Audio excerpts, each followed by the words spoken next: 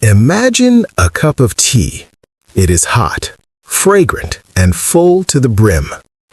Now imagine trying to pour more tea into that full cup. What happens? It spills. It burns your hand. It creates a mess. Most of us are walking around with a cup that is already overflowing. We are drowning in information, paralyzed by overthinking, and exhausted by scenarios that haven't even happened yet. We think the solution to our problems is to add more strategies, more worries, more effort. But what if the secret to power was to subtract? Today, I'm going to tell you the story of Ren, a boy who knew everything yet could do nothing. By the end of this story, you will understand the psychological state known as mushin, or no mind, and how emptying your head is the only way to truly fill your life. Meet Ren. Ren was the most diligent student at the Cloud Peak Dojo. While the other students slept, Ren studied. While the others laughed and ate, Ren analyzed ancient techniques. He wanted to be a sword saint, a master of movement. His mind was constantly racing. He would think, if I angle my foot at 45 degrees, I gain 2% more stability. If the wind blows from the north, I need to adjust my grip tension by 3 decibels. I can't fail. I have to know everything. Ren's mind was a library of brilliance. He could recite the history of every sword style. He knew the physics of a strike better than his masters. But Ren had a fatal flaw.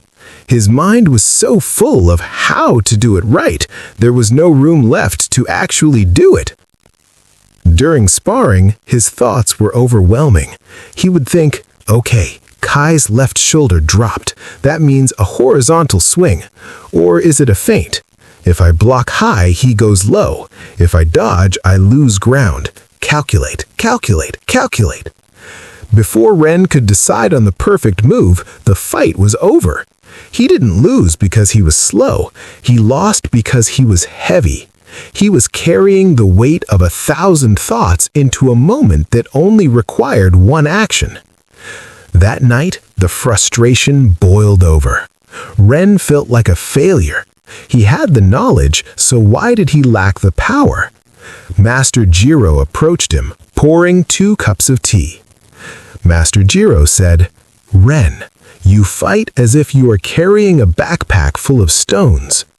Ren replied in frustration, "I'm just trying to be prepared, Master. I'm trying to predict the outcome so I don't lose. How can I fight if I don't think?" Master Jiro kept pouring the tea until it overflowed.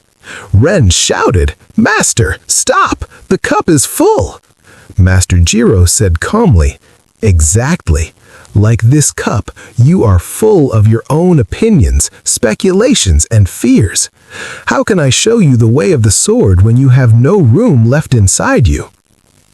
The next morning, Master Jiro took Ren to the Whispering Bridge. It was a terrifyingly narrow plank over a deep, misty gorge. The master said, "Cross to me, Ren, but if you think about falling, you will fall. If you think about your balance, you will wobble. Just cross." Ren stepped onto the plank. He was terrified. He thought, "It's too high. The wood looks rotten. The wind speed is roughly 20 knots. If I slip, I die. I need to lower my center of gravity." Ren was stuck. His mind was screaming scenarios of death. He wasn't on the bridge, he was in his head, living through a tragedy that hadn't even happened yet. This is where many of us live, paralyzed in the middle of the bridge, frozen by the what-ifs. Master Jiro shouted over the wind, "Throw it away, Ren! The past is a memory. The future is a hallucination. Where are your feet? Right now." Ren looked at his feet. They were trembling. He realized that thinking about falling was actually making him lean. The fear wasn't protecting him, it was pushing him off. Ren decided to do the scariest thing imaginable. He stopped calculating. He stopped trying to survive the future and just decided to exist in the present. He exhaled. This is the state of motion, no mind. It doesn't mean you are stupid or asleep. It means the mind is not fixed on anything and is therefore open to everything. Master Jiro smiled and said, "When you threw away the fear of falling, you became light enough to walk."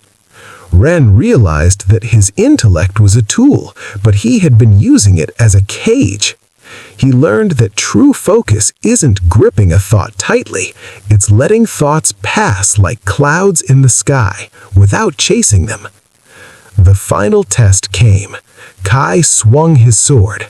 In the past, Ren would have analyzed the angle. Now, Ren simply saw. Because his mind was empty, it reflected Kai's movement perfectly, like a mirror. Action without hesitation. Reaction without calculation. Ren had emptied his cup, and in doing so, he became the water itself, fluid, formless, and unstoppable. You might not be a sword saint training in the mountains. You might be a student facing finals, a creator facing a blank page, or just someone trying to navigate a stressful job. But the lesson of the empty mind applies to you. We live in an economy of attention. Everyone wants to fill your cup. The news, social media, your own insecurities, they all pour into you until you have no room to move. The psychological truth is this: you cannot perform at your best when you are obsessing over the outcome. To empty your mind is to trust your training. You have already studied. You already know what to do. Now you must get out of your own way. Stop narrating your life and start living it. So, here's your challenge for this week. Find one moment, just one, where you usually overthink. Maybe it's writing an email or talking to a stranger. Catch yourself calculating.